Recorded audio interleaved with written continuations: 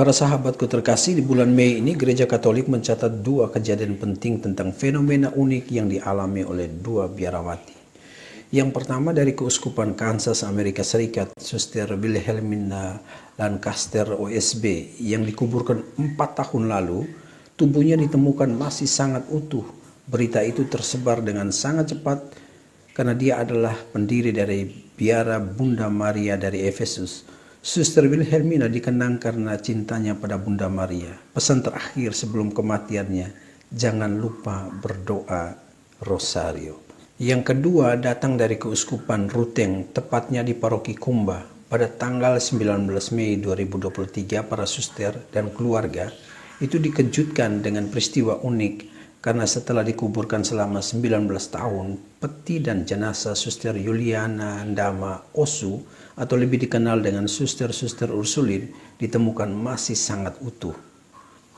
Penggalian kubur itu dimaksudkan oleh biara untuk menyatukan semua anggota Ursulin di satu tempat pemakaman, yaitu di biara pusat di kota Ende.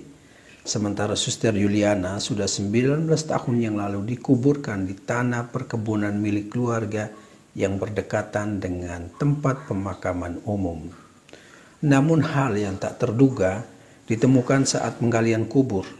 Ditemukan peti yang masih utuh, dan setelah peti diangkat sampai di permukaan, semua menyaksikan betapa tubuh Suster Wilhelmina masih sangat utuh. Demikian juga pakaian biarawati yang dikenakan masih tampak utuh dengan tudung yang melekat pada kepalanya. Keluarga sangat terharu menyaksikan peristiwa itu. Demikian pun para saudarinya, para suster Ursulin yang hadir saat itu.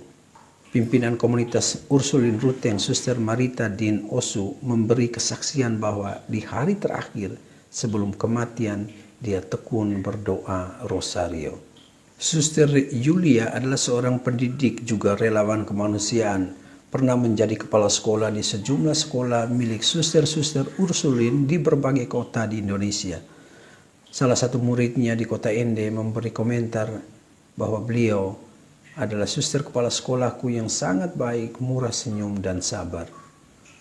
Para saudarinya sekomunitas selalu mengenangnya sebagai seorang pendoa dan pencinta Maria dan Rosario. Lalu sekarang kita lihat bagaimana pandangan gereja tentang fenomena ini. Ada satu buku yang bisa kita jadikan rujukan. Buku ini ditulis oleh Joan Carol Cruz yang terbit pertama tahun 1977 dengan judul The Incorruptible.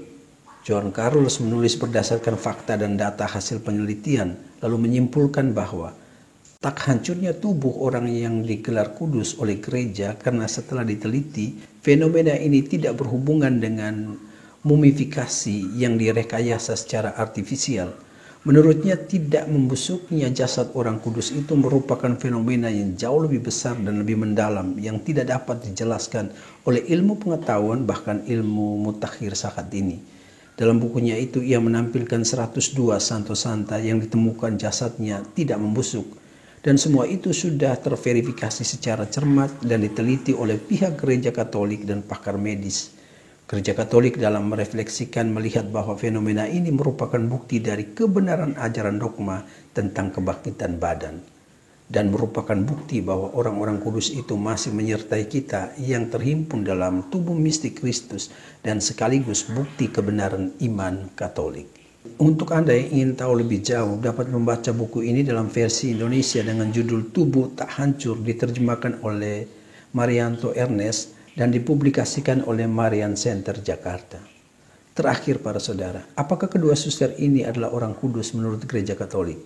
Jawabannya atas pertanyaan ini tentu membutuhkan banyak sekali prasyarat.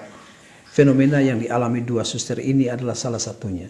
Gereja Katolik sangat teliti dan bekerja amat hati-hati untuk soal-soal seperti ini. Semoga peristiwa ini semakin menambah iman dan kepercayaan kita untuk setia berdoa bersama Bunda Maria. Tuhan memberkati.